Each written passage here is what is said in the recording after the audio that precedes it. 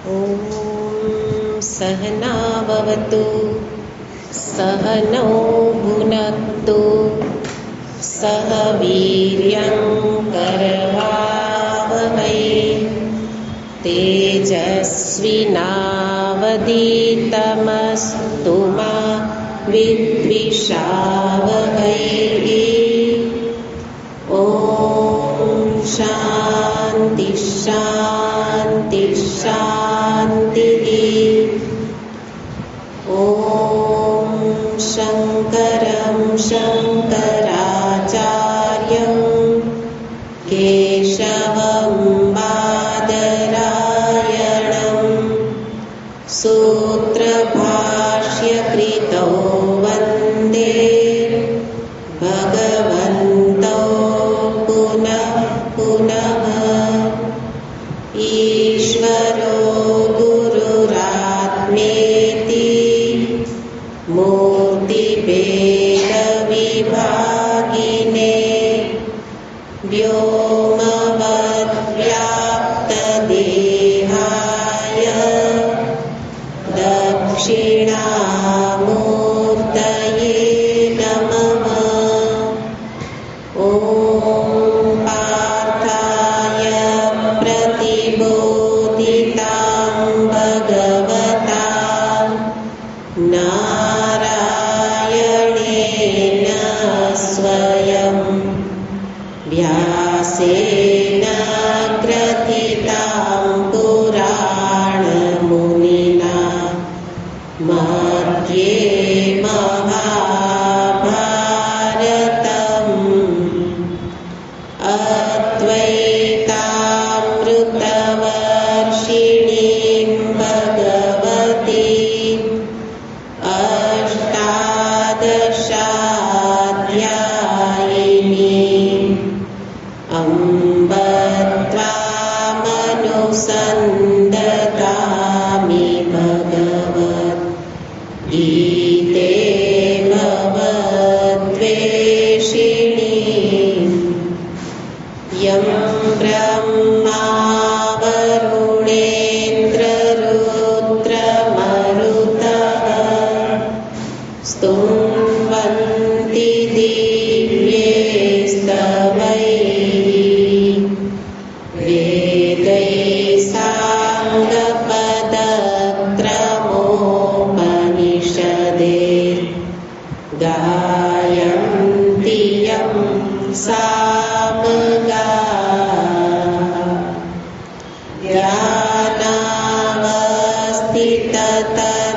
ध्यानावस्थिततद्गतेन मनसा पश्यन्ति यं योगिनो यस्यान्तं न विदुःसुरासुरगणा। देवाय तस्मै नमः यस्यान्तं न विदुःसुरासुरगणा। देवाय तस्मै नमः।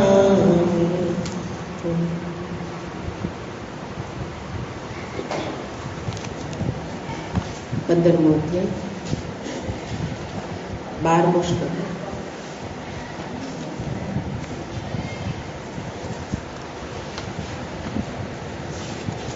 श्रीभगवानुवाच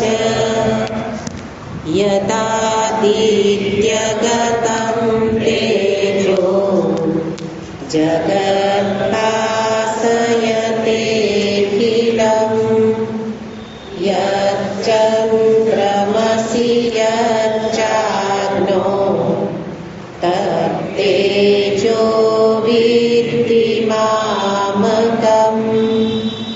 गामाविश्य च भूतानि धारयाम्यहमोजसा पुष्णामि चौषधिः सर्वाः सोमो भूत्वा रसात्मकः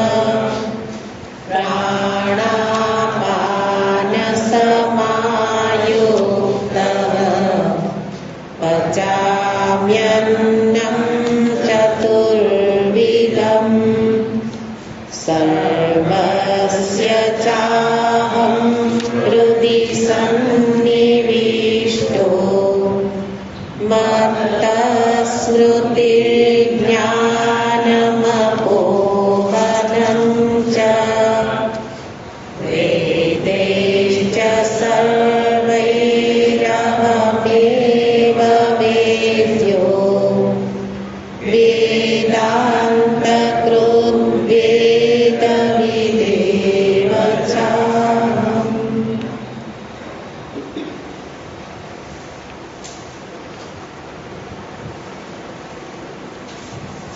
સર્વસ્ય હૃદિ અહમ સન્નિવિષ્ટ. ભગવાન વિભૂતિઓનું વર્ણન કરતા અંતે સર્વના હૃદયમાં પોતે જ વિરાજે છે એવું અંતિમ નિરૂપણ કરી દીધું. એ જ વસ્તુને શ્લોકમાં બતાવે, હૃદ્દેશે અર્જુન તિષ્ઠતિ. હે અર્જુન, હું હૃદયમાં જ રહું છું અને ત્યાં રહીને શું કરું છું? તો કે છે સ્મૃતિ જ્ઞાન અપોહનમ મત્તઃ. મારા કારણે સર્વના, કારણ કે આપણે જાણીએ છીએ કે હૃદય એટલે બુદ્ધિ કયો કે હૃદય કયો, બુદ્ધિમાં જ સ્મૃતિ જ્ઞાન અને એનું વિસ્મરણ રહેલું છે. અને ભગવાન કહે છે કે એમાં હું રહી અને એ કાર્ય કરું છું. તો આ જ વસ્તુને ભાગવતની અંદર પણ બતાવે છે. ચૈતન્ય મહાપ્રભુજીએ જે ભાગવત ઉપર ટીકા લખી છે એમાં પણ અહીંયા મત્તઃ કહ્યું, એમણે ભગવાનને કહ્યું ત્વત્તઃ, તમારા જ કારણે હે શ્યામ સુંદર બધાને જ્ઞાન થાય છે અને જ્ઞાનનો લોભ થાય છે. શ્લોકમાં કહે છે ત્વત્તો જ્ઞાનં હિ જીવાનામ પ્રમોષસ તેત્ર શક્તિ. તમારા જ કારણે આ શક્તિ હૃદયમાં રહેલી છે. તો આપણે મત્તઃના બે અર્થ જોયા. એક વસ્તુ પરમાત્માને કારણે, એટલે કે સર્વ સામાન્ય રૂપે પરમાત્મા સર્વના હૃદયમાં રહેલા છે, એટલે એમની હાજરી માત્રથી મને કંઈ પણ મારી સ્મૃતિ, મને કંઈ જ્ઞાન થાય ને તો એ બધું પરમાત્માને કારણે. એનો અર્થ શું લેવાનો? એની હાજરી માત્રથી. એની હાજરી છે પણ વાસ્તવમાં એ સ્મૃતિ વગેરે કરાવતા નથી. નહીં તો આરોપ કોના ઉપર જશે? ભગવાન ઉપર. એટલે જેવી રીતે આ રૂમ છે એની અંદર લાઈટ હે ને, અથવા તો સૂર્ય, તો સૂર્યની હાજરીમાં કોઈ સારું કામ કરે, કોઈ ખરાબ કરે, કહેવાય કેવી રીતે? સૂર્ય કરાવે છે એને પ્રકાશ, કારણ કે પ્રકાશ વિના કોઈ વ્યવહાર થાય નહીં. પણ વાસ્તવમાં સૂર્ય પ્રકાશ કંઈ કરતો નથી. એવી રીતે દેહમાં ચેતન, હૃદયમાં રહેલું ચેતન એ છે તો સ્મૃતિ ઇત્યાદિ એ વ્યવહાર થાય છે. પણ બીજું કારણ આપણે કહ્યું કે સ્મૃતિ જ્ઞાન અપોહન એ ઈશ્વર મત્તઃ ભગવાનની હાજરીથી થાય છે. પણ કરાવે છે પણ ખરું. કોણ કરાવે છે? મારા જ પૂર્વના પુણ્ય અને પાપ કર્મ. એને તો આપણે એના વિશે ગયા વખતે વિસ્તારથી જોયું હતું કે પૂર્વે કરેલા કર્મ એ સારા થયા હશે તો પુણ્ય એકઠું થયું હોય. અનાદિ જન્મોથી આપણે આ ચક્રમાં ચાલતા આવ્યા છીએ, તો અનાદિ જન્મોના સંચિત કર્મ એ સારા કર્મ છે તો પુણ્ય જમા થયું છે. કરે છે ભગવાન, કર્મફલ દાતા તો ઈશ્વર જ છે, પણ મારા જ કર્મને સામે રાખીને. અને પૂર્વના કોઈ ખરાબ કર્મ થયા છે તો પાપ ભેગું થયેલું છે, તો એ પાપને કારણે સ્મૃતિનો નાશ થાય. એટલા માટે જુઓ કે મહાભારત યુદ્ધ વખતે, મહાભારતમાં કથા છે ને કે દ્રૌપદીજીએ ધર્મ વિશેનો પ્રશ્ન સભામાં પૂછેલો કે જે વ્યક્તિ જુગાર હારી ગઈ હોય એ મને કઈ રીતે મૂકી શકે, દાવમાં મૂકી શકે? આ પ્રશ્ન ધર્મને અધીન તો આપણે જાણીએ છીએ કે ન જ મૂકી શકાય, એને એ તો યોગ્ય નથી. પણ એ વખતે ભીષ્મ પિતામહ વિદુરજી તો કુશળ જ્ઞાતા હતા, ભીષ્મ પિતામહ પણ ધર્મજ્ઞ હતા અને ગુરુ દ્રોણ પણ હાજર હતા. પણ કોઈએ એમનો જવાબ આપ્યો નહોતો, કારણ કે ગડમથલમાં હતા. એનું કારણ શું છે? જાણતા નહોતા એવું નહોતું, પણ પૂર્વના પાપ કર્મ ઉદય થાય તો જાણતા હોઈએ એ પણ ભૂલાઈ જાય. તો એ વખતે સ્મૃતિનો નાશ થઈ ગયો. તો ભગવાન જ કોઈ વ્યક્તિને અધર્મ કર્મ કરાવે છે એવું ન કહેવાય, હે ને? કરાવનાર તો મારા જ કર્મ છે, પણ કર્મ ફલ દાતા ઈશ્વર જરૂર છે, પણ મારા કર્મને અધીન.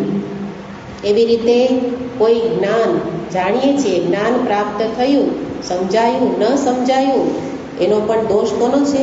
મારા જ કર્મનો. તો મને જ્યારે દુઃખ પ્રદાન કરવું હોય ત્યારે પૂર્વના પાપનો ઉદય થાય, મારી મતિ ભ્રષ્ટ થઈ જાય, હે ને? તો દોષ કોનો છે? મારા જ પૂર્વના કર્મનો. એટલે જીવનમાં પણ આપણે દોષ આપણા કર્મને નથી દેતા, હે ને? જેમ કે પગમાં ફ્રેક્ચર આવ્યું તો આપણે શું કહીએ કે પગથિયું ચૂકાઈ ગયું એટલે પડી ગયા એટલે પગ ભાંગ્યો. સીધું કારણ કોને દીધું? દેખાતી વસ્તુને. પણ એના મૂળમાં શું છે? મારા જ પૂર્વના પાપ આડા આવ્યા, હે ને? એવી જ રીતે કંઈ સારું કરવાની ઈચ્છા થઈ, સ્મૃતિ થઈ, જ્ઞાન થયું, સમજાયું ન સમજાયું હોય તો પૂર્વના પુણ્ય છે. પણ એની અંદર એ રીતે જોવાનું હોય કે જ્યારે મને કંઈ મારામાં કંઈ કુશળતા દેખાતી હોય તો એને માટે ઈશ્વરની કૃપાને જોવાની, અને મારા જીવનમાં દુઃખ જણાતું હોય તો એને મારા કર્મનું ફળ જોવાનું. નહીં તો મારા પુણ્યને પ્રતાપે હું આગળ વધી એમ કહીએ, હે ને? તો એક પ્રકારનો અહંકાર આવી જશે. તો બે રીતે આ વિચાર કરવાની રીત છે કે જીવનમાં કંઈ સારું થયું તો ઈશ્વર કૃપા, કારણ કે કૃપા વિના તો પુણ્યોદય થાય નહીં. પુણ્યનો ઉદય પણ એણે જ કર્યો છે. તો ઈશ્વર કૃપાથી, અને દુઃખ આવે ત્યારે ન કહેવાય કે ભગવાને કર્યું, હે ને? ત્યારે મારા કર્મ એવા હશે. તો બે રીતે આ શબ્દને, બે અર્થ છે અને આ રીતે જીવનમાં જોઈ શકાય. તો ભગવાને અહીંયા દર્શાવ્યું કે એ રીતે મારાથી સર્વના હૃદયમાં રહેલો હું, મારાથી જ સ્મૃતિ જ્ઞાન અપોહન. એને શાસ્ત્રીય ભાષામાં લેવું હોય તો 3 અવસ્થાને અધીન આ શબ્દોને જોઈ શકાય. તત્વબોધમાં આપણે જોયું છે કે જાગ્રત, સ્વપ્ન, સુષુપ્તિ. તો જાગ્રતની અંદર જ્ઞાન થાય છે, જાગ્રત સાથે શબ્દ જશે જ્ઞાન. સુષુપ્તિ, સ્વપ્ન સાથે જશે સ્મૃતિ, અને સુષુપ્તિમાં અપોહન. તો એ કોણ કરાવે છે? તો કે મત્તઃ. ત્યાં મત્તઃનો અર્થ થશે જાગ્રતમાં રહેલું ચેતન. એને શું કહેવાય? વિશ્વ, એને તત્વબોધમાં આપણે જોયું છે કે જાગ્રત અવસ્થામાં રહેલું અભિમાની ચેતન, સ્થૂળ શરીરમાં રહેલું અભિમાની ચેતન, તો એ ચૈતન્યને નામ આપ્યું ત્યાં વિશ્વ. એવી રીતે સ્વપ્નમાં રહેલું ચૈતન્ય, સૂક્ષ્મ શરીર અભિમાની ચૈતન્ય, એનું નામ શું છે? તેજસ. અને સુષુપ્તિમાં રહેલું પ્રાજ્ઞ. તો એ ત્રણેય છે તો એક ચેતનના જ નામ, પણ આ 3 એને પણ મત્તઃથી અર્થ લઈ શકાય, વિશ્વ, તેજસ, પ્રાજ્ઞ. એ રીતે ભગવાન કહે છે કે માટે મારાથી આ બધું થાય છે, અને એવો હું કે જે ભગવાન વાસ્તવમાં જુઓ તો આ બધી જગ્યાએ જે હું કરી અને પોતાના મહિમાનું ગાન ગાય છે. એક રીતે જુઓ તો એને આત્મશ્લાઘા કહેવાય, હે ને? જ્યારે આપણે ક્યાંય હું કરીને વાત કરીએ તો આપણે શું કર્યું? પોતાની પ્રશંસા, પોતાની સ્તુતિ કરી. અને એને તો એક દોષ કહેવાય છે કે પોતે પોતાની સ્તુતિ કરવી નહીં. પણ જ્યારે ભગવાન બોલતા હોય એની પાછળ પણ કરુણા રહેલી છે, જીવ માત્ર પ્રત્યેની કરુણા, કે જો મને આ રીતે નહીં જાણે તો સંસારમાં જ ફસાયેલો રહેશે, રાગ દ્વેષના ચક્રથી છૂટશે જ નહીં. એટલે પોતાના જ અહમને પુષ્ટ કરશે. એટલે ભગવાન મારા હુંને છોડાવવા માટે ભગવાન પોતાના હુંને બતાવે છે કે તારા હુંનું કોઈ અસ્તિત્વ જ નથી, હે ને, પણ બધી જગ્યાએ કરનાર તો હું જ છું. તો એવી રીતે ભગવાન કરુણાવશાલ અહીંયા બતાવે છે. અને એમાં પણ હવે પોતાની 3 ઓળખાણ આપે છે કે જેને પણ અહીંયા વિભૂતિનું વર્ણન છે એટલે એ પણ એક પ્રકારની વિભૂતિ જ છે. તો કે છે અહમ વેદ્ય, અહમ વેદવિત, અહમ વેદવિત, હે ને, વેદાંતકૃત. ચોથી લાઈનમાં શું છે? વેદેશ્ચ સર્વૈઃ અહમ વેદ્ય. ત્યાં એક વિભૂતિ કઈ બતાવી? અહમ વેદ્ય, જે ગયા વખતે આપણે જોયું હતું. બીજું બતાવે છે અહમ વેદાંતકૃત, અને ત્રીજું બતાવતા કે છે અહમ વેદવિત. તો 3 શબ્દ એટલે આ શ્લોક છે ને ખરેખર ખૂબ ગહન અર્થમાં બતાવ્યું છે. આગળ 3 અધ્યાયમાં વિભૂતિઓનું વિસ્તારથી વર્ણન કર્યું છે, પણ આવા પ્રકારની વિભૂતિ આગળ બતાવી નથી. અહીંયા ભગવાન પોતાના પારમાર્થિક સ્વરૂપનું જ નિરૂપણ કરે છે, અને એવી રીતે પોતાના શુદ્ધ અહમને અહીંયા બતાવે છે. એમાં જે કહ્યું અહમ વેદ્ય, તો અહમ એટલે કોણ? આગળ જેને ભગવાને મત્તઃથી કહ્યું, હે ને, જેનાથી સ્મૃતિ જ્ઞાન અપોહન, એવા ભગવાન પોતાને શું કહે છે? એવો હું એ જ કોણ છું? વેદ વડે વેદ્ય, વેદૈક વેદ્ય અહમ, વેદ વડે હું જ વેદ્ય છું, જાણવાનો વિષય. એટલે ભગવાન અહીંયા સંપૂર્ણ વેદને સામે રાખીને બતાવે છે. અને સંપૂર્ણ વેદ એ મને જુઓ કે શું શું વસ્તુ બતાવે છે. સંપૂર્ણ વેદનું એક અવલોકન કરીએ તો આપણે જાણીએ છીએ કે વેદમાં શું શું કહેલું છે. બહારથી શરૂ કરો તો આચાર શુદ્ધિ, આચાર શુદ્ધિથી વેદનું નિરૂપણ શરૂ થાય. આચાર શુદ્ધિ, માતૃદેવો ભવ, પિતૃદેવો ભવ, આચાર્ય દેવો ભવ, આ બધા આચાર સંહિતા, હે ને, કે આવા પ્રકારનું આચરણ હોય એને કહેવાય આચરણ શુદ્ધિ. તો એક વિષય થયો કે જે મારા ચારિત્ર્યની શુદ્ધિ કરાવવા માગે છે. વેદ શું કરાવે છે? મારા ચારિત્ર્યને શુદ્ધ કરાવવા. એટલે બતાવે આ કરો, આ ન કરો. મા હિંસ્યાત સર્વભૂતાનામ, સર્વભૂતોની હિંસા ન કરો. ક્રોધ ન કરો, એને કંઈક કરો કંઈક ન કરો. તો એ બધું પણ મને ખરેખર એક વિષય, ભગવાન તો એ કહે છે કે એ બધું નિરૂપણ નથી, હું જ વેદ્ય છું, હે ને. એટલે કે એ બધું જાણવાનું નથી એવો અર્થ થયો ને. છે તો ઘણું બધું, ઘણા વિષયો છે, પણ બધા વિષયોનું અંતિમ તાત્પર્ય એ અર્થ લેવાનો. જાણવાનું તો એ પણ છે, પણ એ આચાર શુદ્ધિ હશે એ પણ અંતે મને ચિત્તને અધિકારી બનાવશે, યોગ્ય બનાવશે. કોના માટે? પરમાત્માના જ્ઞાન માટે. તો પરમાત્માને જ ઓળખવાના છે. એક પરમાત્મા જ વેદ્ય છે, એને જ જાણવાના છે, પણ એ મને શું કરે? ત્યાં સુધી પહોંચાડે. તો આચાર શુદ્ધિ બતાવે ને, એનાથી આગળ બતાવે કે જે તું કરે છે એ બધું તો આ જીવન પૂરતું છે. થોડા સત્કર્મ કર, કારણ કે આગળ સ્વર્ગલોક પણ છે. એટલે શ્રુતિ શું કે સ્વર્ગ કામો યજેત, એ પણ વેદશાસ્ત્ર જ બતાવે છે. ભગવાન અહીંયા કહે છે કે હું જ જાણવા યોગ્ય છું. આપણે એ વિચારીએ છીએ કે આ બધું કઈ રીતે એનો અર્થઘટન કરવાનું.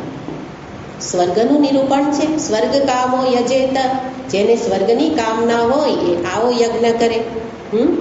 તો એમાં સ્વર્ગ કામના માટે પણ નિરૂપણ છે, તો વેદમાં જ છે. એનો અર્થ પણ શું છે? જેથી કરીને પુનર્જન્મ છે એવું વ્યક્તિ સ્વીકારે. પુનર્જન્મ છે તો વ્યક્તિ અધર્મ કર્મ કરતા અચકાશે, કે આગળ જઈને આપણે જ ભોગવવાનું છે, તો સચ્ચરિત્ર સત્કર્મ કરો. એ પણ સત્કર્મ, ફરી પાછું ચિત્તશુદ્ધિ આગળ જતા પરમાત્માને જાણવાની અધિકારીત્વ બનાવશે.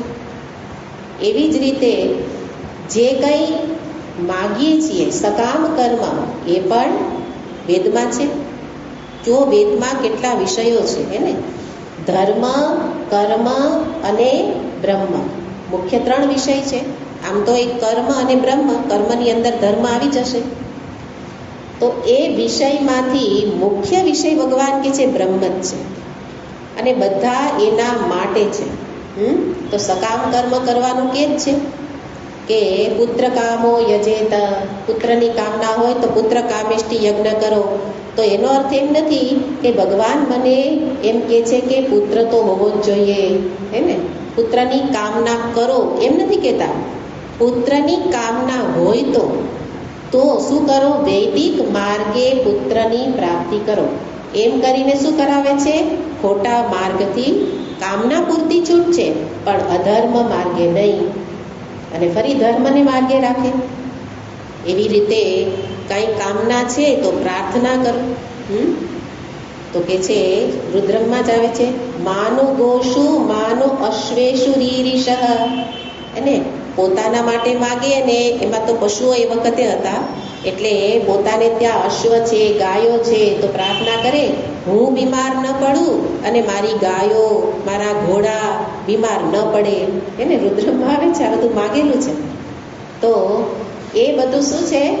એ બધું પણ ભગવાન કહે છે કે માગો. પ્રાર્થના પણ છૂટ છે, જેથી કરીને તું મારી પાસે આવીશ. બધાની પાછળનું તાત્પર્ય પોતાની પાસે ખેંચવાનું છે. સકામ કર્મ કરો. ભગવાન કહે છે વિવાહ સંસ્કાર, એ પણ વેદમાં પ્રતિપાદિત છે. એને સમય થાય વિવાહ કરો. કેમ કરો? તો કે બીજી કામનાઓ પર નિયંત્રણ આવી જશે, જીવન એક વ્યવસ્થિત ચાલશે. એને નહીં તો કોઈ આશ્રમમાં નહીં હો તો તમને કયું કર્મ બતાવવામાં આવે?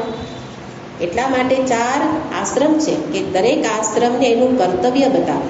ને અત્યારે કહી દઈએ કે લગ્ન કરવા નથી, પણ શાસ્ત્ર છૂટ નથી આપતા.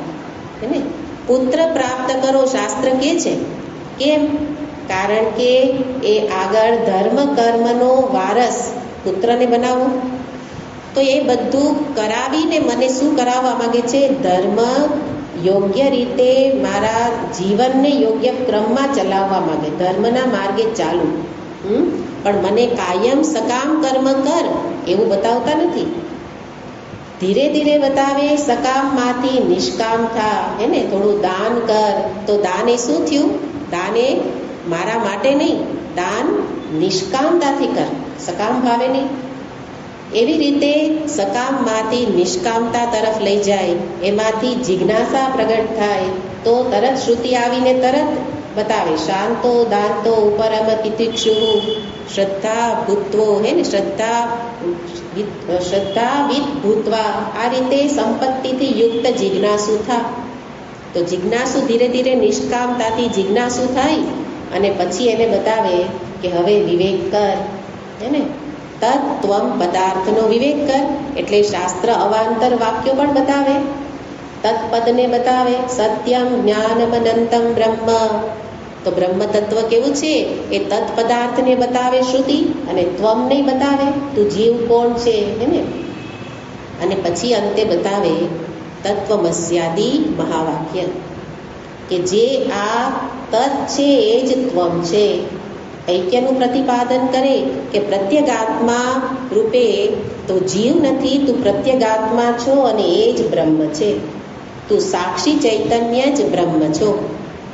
એ રીતે સમગ્ર વેદનું આલોડન વિવેચન કરો તો અંતે બધાને પરમાત્માના જ્ઞાન સુધી જ પહોંચાડવા છે. ત્યાં સુધીની તૈયારી માટે બીજા કર્મ બતાવે, પણ ભગવાન કહે છે સમગ્ર વેદમાં તો અંતિમ વસ્તુ તો હું જ છું.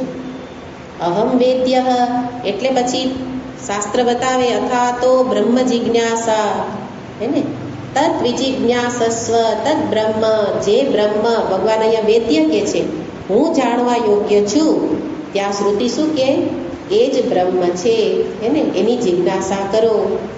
તો એ રીતે મુખ્ય વસ્તુ જે છે એને ભગવાન અહીંયા પોતાની ઓળખાણ બતાવે છે કે આ હું છું, આવો હું છું. અને એ કોના વડે જાણી શકાય? વેદ વડે જ. વેદ વડે જાણી શકાય, પણ એના માટે પણ જાણનારો જોઈએ. જાણનારા વડે જાણવું. બાકી તો જાણવાનો પ્રયત્ન તો ઘણા કરીએ છીએ. ઉપનિષદ આપો ને, હમણાં એક બેન કહેતા હતા કે તમારી પાસે કોઈ એકેય ઉપનિષદ વિશે બુક હોય તો આપો ને, થોડુંક વાંચી લઈએ. મેં કીધું એ યોગ્ય નથી. હું કોઈને ઉપનિષદ વાંચવા તો આપતી નથી, કારણ કે એ વાંચવાનો વિષય નથી. કારણ ભગવાન અહીંયા પોતે કહે છે, હે ને, કે અહમ વેદવિદ, પણ વેદાંતકૃત વેદવિદ. એટલે વેદાંતકૃત, કૃતનો અર્થ અહીંયા કરનારો લેવાનું નથી. વેદાંતકૃત એટલે વેદને જણાવનારો, જ્ઞાન પ્રદાન કરનારો, એટલે જ્ઞાન પ્રદાતા ગુરુ. અહીંયા શું છે? ભાષ્યકાર તો કે છે વેદાંતાર્થ સંપ્રદાયકૃત. અહીંયા ભગવાન ભાષ્યકારે કૃતની પહેલા શું લઈ લીધું? સંપ્રદાય. કારણ કે કરનાર શબ્દ લેવો હોય તો વચ્ચે સંપ્રદાયકૃત એ રીતે લેવાનું. એટલે વેદાંતના અર્થને સંપ્રદાયથી જણાવનારો કોણ છે? હું છું. વેદના અર્થને જણાવનારો વેદાંતકૃત.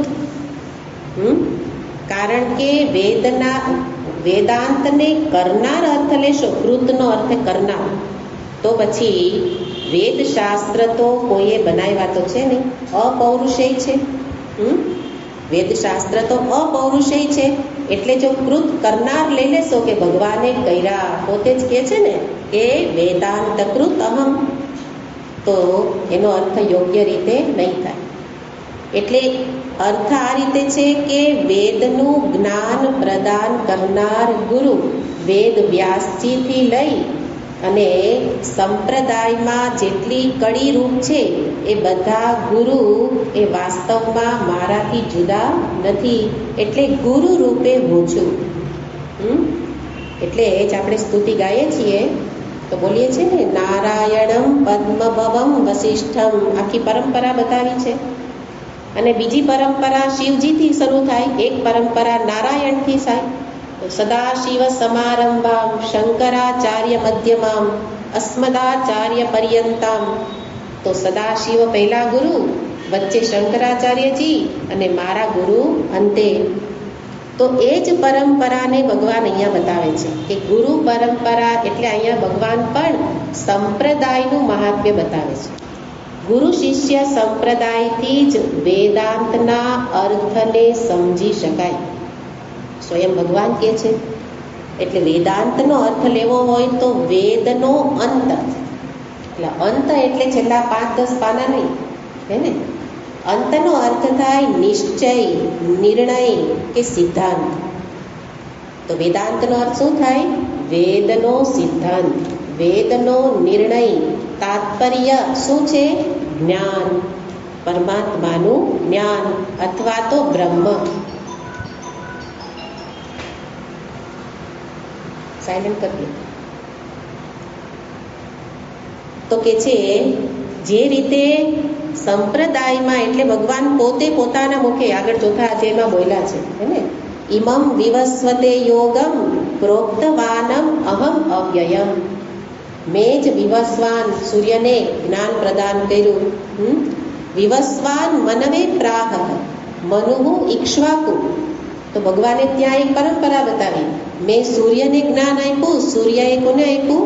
મનુ મહારાજને, મનુ મહારાજે ઇક્ષ્વાકુને.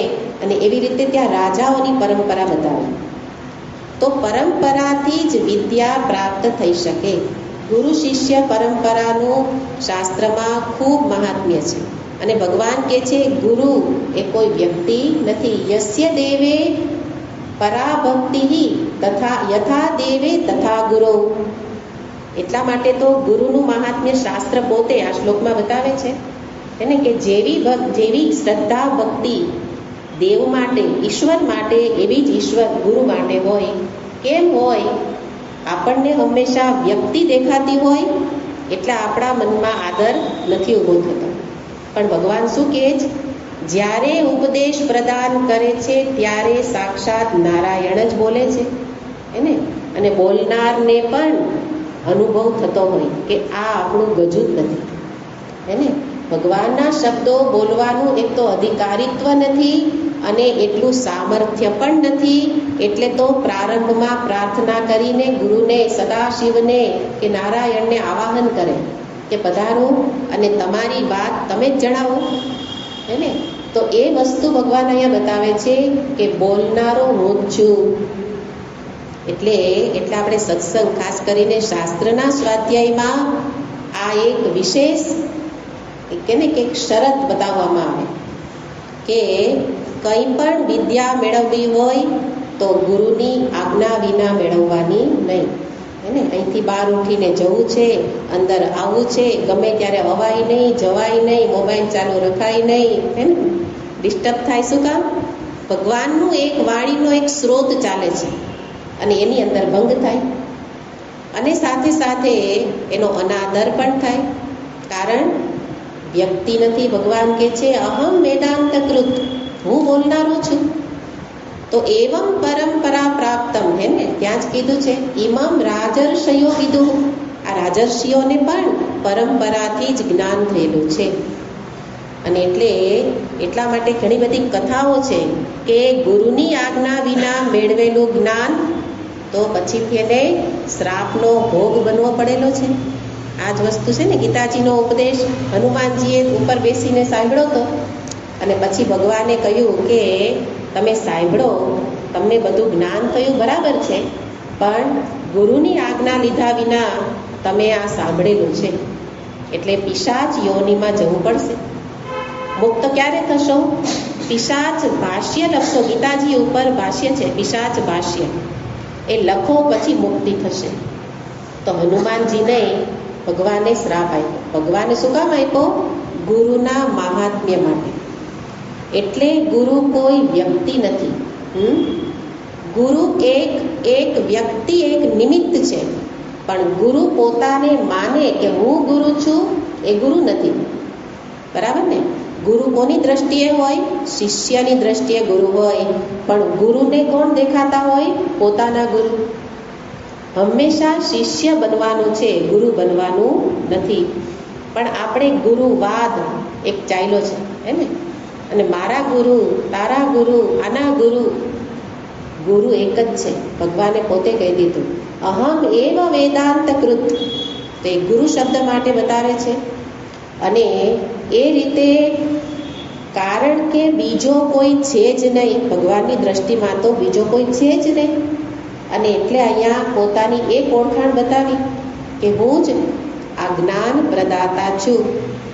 અને એટલે ભગવાન, એટલે ગુરુની અંદર જ્યારે ઈશ્વર દર્શન થાય પછી જ આપણે એના વાક્યો મુજબ જીવન જીવી શકીએ. પણ જો આપણને આપણા જેવા જ માણસ દેખાતા હોય તો એના વાક્યનું કોઈ મહાત્મ્ય રહેશે નહીં. અને પછી વાક્યો યાદ રહી જશે, ગીતાજી શું કહે છે સમજાશે, પણ જીવનમાં નહીં આવે. એટલે આગળ કહ્યું, ગયા વખતે કહ્યું હતું ગુરુમુખી બનવાનું છે. ગુરુમુખી એટલા માટે કે ગુરુ પણ પોતાના સંસ્કાર મુજબ કંઈ બેળવીને બોલતા નથી. એટલે અહીંયા ગુરુ કોણ એ પણ જોવાનું છે. જેને શાસ્ત્રના તાત્પર્યનું જ્ઞાન છે, સંપ્રદાયવિદ હોય, સંપ્રદાયથી જ્ઞાન મેળવેલું હોય, એ જ સદગુરુ. એના સિવાય ગુરુ ભગવાન શાસ્ત્રમાં બતાવતા નથી. બીજા ગુરુ હોઈ શકે, મંત્ર દીક્ષા આપનારા ગુરુ હોઈ શકે, એ અલગ અલગ ગુરુ હોઈ શકે, પણ વિદ્યા પ્રદાતા તો સંપ્રદાયવિદ જ હોવા જોઈએ. એનું કારણ છે કે આમાં કંઈ મનોકલ્પના મુજબ અર્થઘટન થઈ ન શકે. અર્થઘટન એક જ થાય જે આગળ નારાયણના મનમાં હતું, જે ભગવાન શંકરાચાર્યજીના મનમાં, એ જ મારા મનમાં આવવું જોઈએ. એટલે આપણે શબ્દને પકડીને અર્થ કરતા હોઈએ. તો એવી રીતે ભગવાન બતાવે છે વેદાંતકૃત અહમ. અને એ રીતે આ વેદના કરતા નહીં પણ વેદના જણાવનારા, એવો અર્થ. અને શું કહે છે? વેદવિચ્ચ એવ વેદવિચ્ચ અહમ વેદાંતકૃત વેદવિદ એવ. એટલે આ શબ્દ પ્રયોગ છે ને, શ્લોક બોલવામાં બહુ બધા આમાં ભૂલ કરતા હોય. આ શ્લોકની અંદર જોડાક્ષર વધારે છે, એટલે વેદાંતકૃત એક શબ્દ છે અને વેદ વિદેવ. વેદ વિદેવ એટલે શું? વેદવિદ એવ. ત્યાં કોઈ દેવ નથી, હે ને? વેદ વિદેવ એટલે દેવ શબ્દ નથી, પણ વેદવિદ એવ. તો બીજી ઓળખાણ પોતાની કઈ આપી? અહમ વેદવિદ. હું વેદનો જાણનારો પણ હું છું, જણાવનારો પણ હું છું. હે ને? આપણને થાય ભગવાન વારંવાર ગુરુનું જ મહાત્મ્ય બતાવે, અમારું તો કાંઈ નહીં. એને 1 કલાક તપ કરીને બેઠા. ગયા વખતે કહેતા હતા કે કમસે કમ 1 કલાક તો વૈરાગ્ય છે. એને ભગવાન કે ના ના, સાંભળનારો હું જ છું. વેદવિચ્ચ અહમ, શિષ્ય રૂપે પણ હું છું. એને કારણ કે જાણનારાને શું કહેવાય? શિષ્ય. જણાવનારાને શું કહેવાય? ગુરુ. તો વેદવિદ હું છું. વેદવિદનો એક અર્થ છે હું જ્ઞાની છું. વેદવિદ એટલે જ્ઞાની.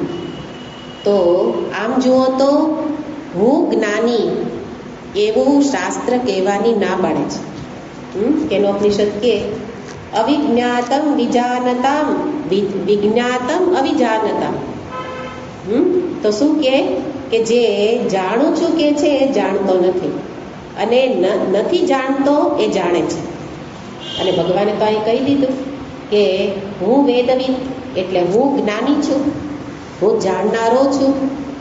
તો ત્યારે એ રીતે જુઓ તો શ્રુતિનો વિરોધ પ્રાપ્ત થાય. પણ ભગવાન જ બોલ્યા એવું નથી. યાજ્ઞવલ્ક્ય ઋષિએ પણ, આપણે પહેલાંય વાત કરી હતી કોઈક સત્સંગમાં, કે જનક રાજાની સભામાં બધા વિદ્વાનોની સભા હતી અને શાસ્ત્રાર્થ થવાનો હતો. અને અંતે કોઈક એમાંથી વિજયી થાય શાસ્ત્રાર્થને અંતે. તો પહેલેથી જનક રાજા ઇનામ જાહેર કરી દીધું કે આ બધી ગાયો છે એ જે શાસ્ત્રાર્થમાં વિજયી થશે એ લઈ જશે.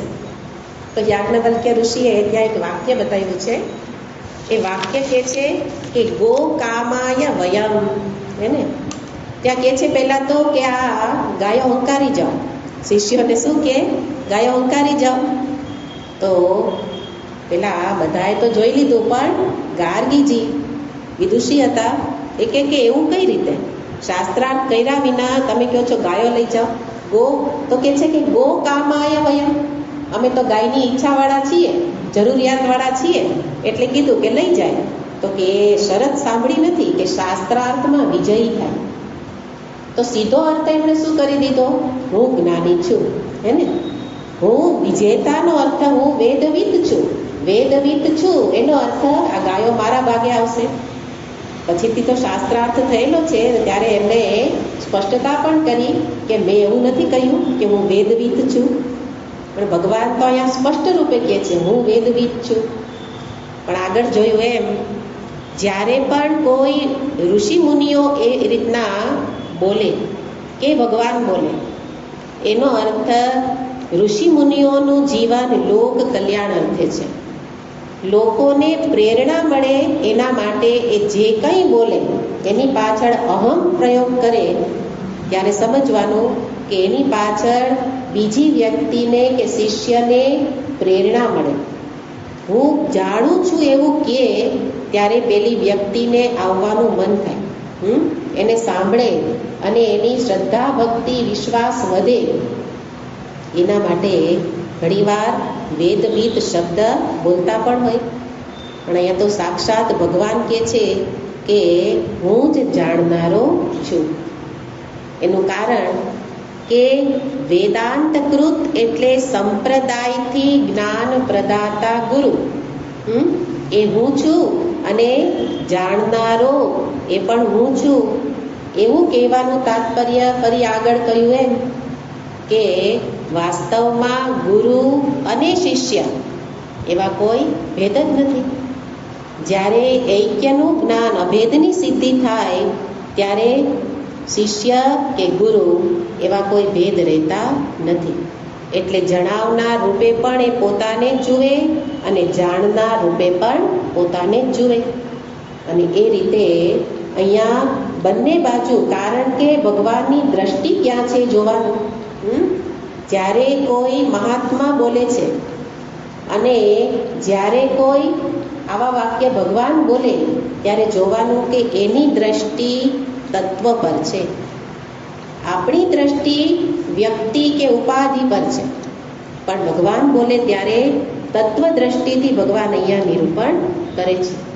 અને એ રીતે અહીંયા શબ્દ પ્રયોગ કર્યો કે અહમ વેદવિત અહમ વેદાંતકૃત. બંને રીતે અર્થ જુઓ તો અહીંયા બંને રૂપે અહમ રૂપે કૃષ્ણ નહીં પણ અહમ રૂપે શબ્દ પ્રયોગ કોનો કરે છે? અહમ શુદ્ધ બ્રહ્મ ચૈતન્ય સ્વરૂપ, કે જે કોણ છે? સર્વના અંતરમાં બિરાજતા, સર્વસ્ય હૃદય, સર્વના હૃદયમાં રહેલા પ્રત્યેગાત્મા, કે સાક્ષી ચૈતન્ય, સર્વના હૃદયમાં રહેલું ચેતન, એને શાસ્ત્ર શું કે? પ્રત્યેગાત્મા. અને એને જ શું કે? બ્રહ્મ. સાક્ષી ચૈતન્ય એ જ શુદ્ધ વ્યાપક બ્રહ્મ ચૈતન્ય છે. એટલે એક દેહમાં વ્યાપ્ત ચેતન એ જ સર્વ દેહમાં છે. એટલે અર્જુન, તું જેને હું હું હું કરે છે એ તો કોણ છે? હું છું. સીધો અર્થ શું છે? તારા હું ને મારા હુંમાં કોઈ ભેદ જ નથી. શિષ્ય રૂપે અર્જુને હું છું અને આચાર્ય રૂપે કૃષ્ણય હું છું. અર્જુનને કૃષ્ણમાં ભેદ નથી, તો તારા હુંમાં અને મારા હુંમાં કોઈ ભેદ નથી. એને એટલે તો અર્જુને છેલ્લે શ્લોકમાં કહે છે ને, નષ્ટો મોહ સ્મૃતિ લબ્ધા. તો ત્યાં એમને આ સ્મૃતિની પ્રાપ્તિ થઈ. આ વિદ્યાને અંતે પ્રાપ્ત થતું ફળ છે. કઈ વિદ્યા? અભેદની વિદ્યા, ઐક્યની વિદ્યા, કે જે ભગવાન બતાવવા માંગે છે સમગ્ર વેદ શાસ્ત્રમાં એ જ વેદ્ય છે, એ જ જાણવા જેવું છે. શું શું જાણવા જેવું છે? ઘણુંય જાણવા જેવું છે. જે આગળ લિસ્ટ બતાવ્યું, ઘણુંય જાણવા જેવું છે. પણ અંતિમ તાત્પર્ય જાણવા યોગ્ય તો એક જ છે, પરમાત્મા. અને એ પરમાત્મા જ અહીંયા કહે છે સર્વ કઈ હું છું. આ ઉત્તમ વસ્તુ મેં બતાવી દીધી, કે જે જ્ઞાનીમાં રહેલું જ્ઞાન. વેદવિદ એ શું છે? જ્ઞાની. વેદવિદ એટલે જ્ઞાની. પણ જ્ઞાનીને જ્ઞાની કેમ કહ્યું? જ્ઞાનીને જ્ઞાની એટલે કહેવાય છે કે એ વ્યક્તિથી જ્ઞાની નથી, એના અંતરમાં રહેલી ઉત્કૃષ્ટ સમજદારી, જે જ્ઞાન, જેના અંતરમાં આ જ્ઞાન છે એને શું કહેવાય? જ્ઞાની. એટલે કોઈ જ્ઞાની વ્યક્તિની પૂજા કરે ત્યારે વાસ્તવમાં પૂજા કોની છે? જ્ઞાનની પૂજા છે. આ બરાબર જોવાનું. પૂજા સાચો જ્ઞાની હશે એને તો લાગે જ નહીં કે પૂજા વ્યક્તિની થાય છે. આપણે કહીએ અમે વ્યક્તિ પૂજામાં માનતા નથી, પણ એની દ્રષ્ટિ ક્યાં છે? વ્યક્તિ ઉપર છે, હે ને? પણ આપણે જ્યારે ગુરુની પૂજા કરીએ કે કોઈ મહાપુરુષની પૂજા કરીએ ત્યારે એના બુદ્ધિમાં રહેલા, એના જીવનમાં રહેલા જ્ઞાનની પૂજા છે. વ્યક્તિની પૂજા કરવી હોત તો બાળપણથી કેમ ન કરી? હે ને? એ જ વ્યક્તિ નાનો બાળક હતો ત્યારથી ન કરી, પણ અમુક સમય પછી કરી. એનું કારણ શું છે? એનામાં રહેલું જે પ્રગટ થયેલું જ્ઞાન, જે અનુભવમાં આવેલું જ્ઞાન, એ જ્ઞાનની પૂજા છે. જેવી રીતે આપણે પુસ્તક ગીતાજી છે, ગીતાજી છે તો એક સામાન્ય પુસ્તક, બીજી ચોપડી, એને આપણે એને ચોપડી કહેતા હોઈએ, ખરેખર ચોપડી કહેવાય નહીં. સામાન્ય ચોપડીઓને ચોપડી કહેવાય, પાના જેમાં હોય એને ચોપડી કહેવાય, પણ ધર્મ ગ્રંથને તો ગ્રંથ કહેવાય, વધીને પુસ્તક કહેવાય. અને એને તો આપણે પહેલાં આપણા ઘરમાં બધાય એને સારા કોરા વસ્ત્રમાં વીંટાળીને રાખતા હતા. પણ સાથે જોવાનું કે પૂજા કરવા માટે નથી, પણ સાચવવા માટે કહેવામાં કે સાચવવામાં આપણી પુસ્તક જેમ બીજી પુસ્તક વાપરો એમ આ પાના વાંકા વાળી અને આપણે એને વાપરતા હોય. પેજ માર્ક શું કામ મૂકીએ? પુસ્તકના પાના વળી ન છે. તો આ પુસ્તક છે વાસ્તવમાં તો એક સામાન્ય કાગળ છે, હે ને? પણ કાગળની જે કાગળ છે એવા કાગળની પણ પૂજા કેમ કરીએ છીએ? કારણ કે એ પુસ્તક એ પણ વિદ્યા પ્રદાન માટેનું નિમિત્ત માધ્યમ છે. એવી રીતે વેદવિદ કોઈ જ્ઞાની એક દેહથી શું છે? જ્ઞાન પ્રદાન માટેનું નિમિત્ત છે. ભગવાને જ કહી દીધું કે જ્ઞાન પ્રદાતા તો હું છું. પણ છતાંય વ્યક્તિની પૂજા સંપ્રદાયની અંદર, હે ને, ગુરુ શિષ્યમાં ગુરુનું અધિક મહાત્મ્ય એટલે બતાવે કે એ વ્યક્તિની પૂજા નથી, સ્વયં નારાયણ જેમાં જ્ઞાન સ્વરૂપે પ્રગટ થયેલા છે એ જ્ઞાનની પૂજા છે. અને એવી રીતે એમાં રહેલા જે એની સમજદારી, એનું જ્ઞાન, એની પૂજા છે. અને સાથે એ દર્શાવવી ક્યાં પડે? વ્યક્તિને આધારે. તો અહીંયા આ સાથે અર્થ જોવાનો છે કે ભગવાન જ બધું કંઈ છે, જ્ઞાન પ્રદાતા પણ એ છે, અને જ્ઞાન જો મને કંઈ પણ સમજાતું હોય શિષ્ય રૂપે પણ, તો ભગવાન કહે છે જાણનારું પણ હું જ છું. અને સર્વ વેદનો તાત્પર્ય વેદ્ય એ પણ હું જ છું.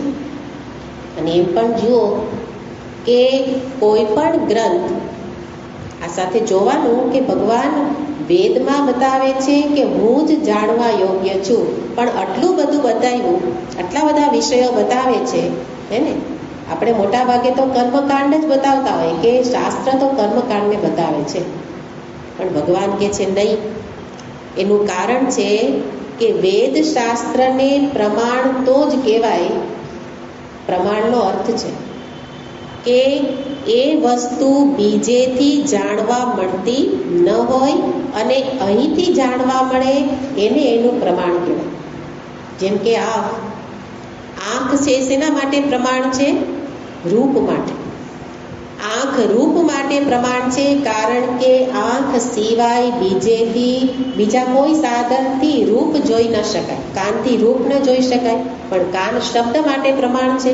તો પ્રમાણ અબાધિતમ અસંદિગ્ધમ પ્રમાકરણમ પ્રમાણમ, જે બીજેથી ક્યાંય પણ પ્રાપ્ત ન થાય એનું જે જ્ઞાન જ્યાંથી મળે એને એનું પ્રમાણ કહેવાય.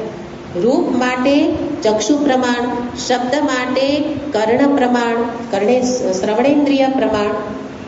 એવી જ રીતે ભગવાન જ્યારે કહે છે અહમ વેદ્ય, બીજું કંઈ નહીં, હું જ જાણવાનો વિષય છું, વેદ શાસ્ત્રનો વિષય હું જ છું, એટલે કે બ્રહ્મ છે કે પરમાત્મા જ છે. એનું કારણ શું છે? પરમાત્માના શુદ્ધ સ્વરૂપને દર્શાવનાર બીજા કોઈ ગ્રંથ નથી. કર્મકાંડ વિભાગ કે સ્વર્ગાદિની વાતો બીજા ગ્રંથમાં મળી શકે. મનુસ્મૃતિમાં તમે ઘણું બધું મેળવી શકો. સ્મૃતિ ગ્રંથ છે, પુરાણ છે, બીજેથી પણ બીજા વિષયોનું જ્ઞાન મળી શકે. પણ એક વિષય એવો છે બ્રહ્મ તત્વ, અને એના બ્રહ્મ અને આત્માનું ઐક્યનું જ્ઞાન એ બીજેથી પ્રાપ્ત થતું નથી. એટલે ઉપનિષદ વિદ્યા કહીએ કે વેદાંત શાસ્ત્ર કહીએ, એ જ માત્ર એના માટે પ્રમાણ છે. તો પ્રમાણ એટલા માટે કહ્યું, એટલે છે ને શાસ્ત્ર માટે કહેવાય છે કે યહ નિશ્વસિતવ્યમ વેદ. વેદ શું છે? ભગવાનના શ્વાસ છે, ઉચ્છ્વાસમાંથી પ્રગટ થયા. એનો અર્થ શું લેવાનો? ભગવાનના શ્વાસ છે. જેવી રીતે મનુષ્ય શ્વાસ વિના જીવી ન શકે, હે ને? શ્વાસ છે તો જીવવા માટે પ્રમાણ કયું છે? દેહમાં પ્રાણ ચાલે છે, એ જીવવા માટે પ્રમાણ છે. એવી રીતે પરમાત્માનો શ્વાસ વેદ છે. એનો અર્થ શ્વાસ એ શું થઈ ગયું? જીવનનું પ્રમાણ. એવી રીતે વેદ શું થઈ ગયું? પરમાત્માના હોવા માટેનું પ્રમાણ. ઈશ્વર છે એનું પ્રમાણ કયું છે? વેદ. કારણ વેદ શું છે? ભગવાનના શ્વાસ છે. એનો અર્થ જેના શ્વાસ છે એ તો હોય જ ને. ઈશ્વરના પરમાત્માના શ્વાસ વેદ હોય તો શ્વાસ જેના હોય એ વ્યક્તિ જીવિત હોય, હોવી જ જોઈએ, હે ને? એવી રીતે ભગવાન છે. વેદશાસ્ત્ર માટે આ રીતે શ્વાસ શબ્દ પ્રયોગ દ્વારા આવી રીતે જોઈ શકાય. અને એટલે ભગવાન છે અને કેવા છે એ જાણવા માટેનું એક જ પ્રમાણ છે શાસ્ત્ર. અને એટલે ભગવાન કહે છે અહમ વેદ્ય, અને એને જાણનારો વેદવિત હું છું, એને જણાવનારો વેદાંતકૃત એ પણ હું છું. આ રીતે સમગ્ર વિભૂતિ પ્રકરણ જે 12મા શ્લોકથી ચાલુ થયેલું, 4 શ્લોકોમાં સંક્ષેપમાં ભગવાને પોતાની વિશેષ અભિવ્યક્તિને બતાવી કે આટલા આટલા સ્થાનમાં હું રહેલો છું. એનો અર્થ આમ તો સર્વવ્યાપક છું, પણ પ્રારંભ ક્યાંથી કર? આટલા સ્થાનમાં જો કે આટલા સ્થાનમાં હું રહેલો છું. પછીથી સમજાશે કે સર્વવ્યાપક રૂપે હું જ છું એવું દર્શાવ્યું. અને એનાથી આગળ હવે લઈ જશે, પણ એમાં જે દર્શાવે છે એને આપણે પછી જોઈશું. ઓમ પૂર્ણમદ પૂર્ણમિદં પૂર્ણાત પૂર્ણમુદચ્યતે પૂર્ણસ્ય પૂર્ણમાદાય પૂર્ણમેવાવશિષ્યતે. ઓમ શાંતિ શાંતિ શાંતિ. હરિ ઓમ શ્રી ગુરુભ્યો નમઃ. હરિ ઓમ.